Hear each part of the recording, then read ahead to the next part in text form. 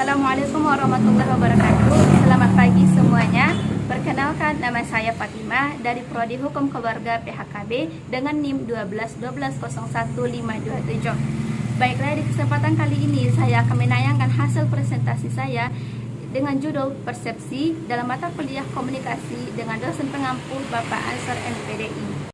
Diharapkan kepada teman-teman semua agar bisa mendengarkannya dengan baik, dan apabila ada yang kurang jelas bisa ditanyakan di akhir presentasi. Sebelum dimulai, marilah kita mengucapkan basmalah.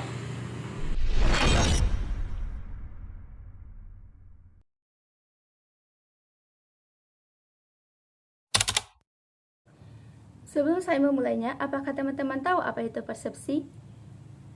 Ya, persepsi sudah kebanyakan orang mengetahuinya, tetapi menurut Sarlito Wirawan, persepsi itu ialah seseorang untuk mengorganisirkan suatu pengamatan, dapat berupa membedakan, mengelompokkan, ataupun memfokuskan.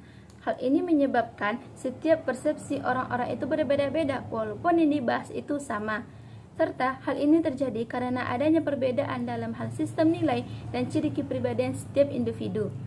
Lalu, persepsi menurut Toha itu ialah, pada hakikatnya persepsi itu proses kognitif yang telah dialami oleh setiap orang tentang memahami lingkungan yang ada di sekitarnya, baik itu berupa penglihatan, pendengaran, perasaan, penghayatan, maupun penciuman. Poin dengan B yaitu adalah proses. Proses terjadinya persepsi itu dimulai dari penerimaan rangsangan dari berbagai sumber melalui panca indera kita. Nah, setelah itu baru kita berikan respon terhadap penilaian. Nah, setelah diterima rangsangan atau data yang diterima, kita seleksi. Nah, setelah diseleksi itu kita organisirkan berdasarkan sesuai bentuk rangsangan yang telah diterima itu. Nah, setelah diseleksi, setelah diterima rangsangan tersebut, setelah diorganisirkan, nah, baru kita tafsirkan data tersebut. Kita menafsirkan data tersebut. Nah, baru dikatakan persepsi itu telah terjadi apabila setelah rangsangan atau data tersebut berhasil ditafsirkan.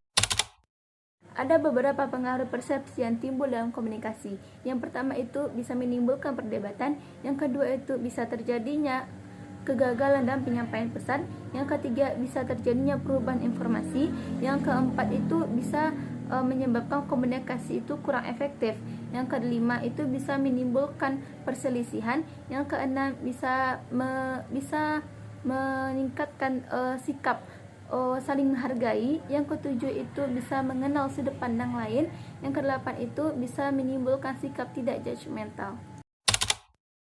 Riset telah menunjukkan bahwasanya laki-laki itu lebih tinggi dibandingkan perempuan dalam hal-hal yang berhubungan dengan kompetensi ataupun dengan keahlian, seperti kepemimpinan, independensi, objektivitas. Sebaliknya, perempuan itu lebih kepada hal-hal yang berhubungan dengan kehangatan juga kepekaan terhadap perasaan.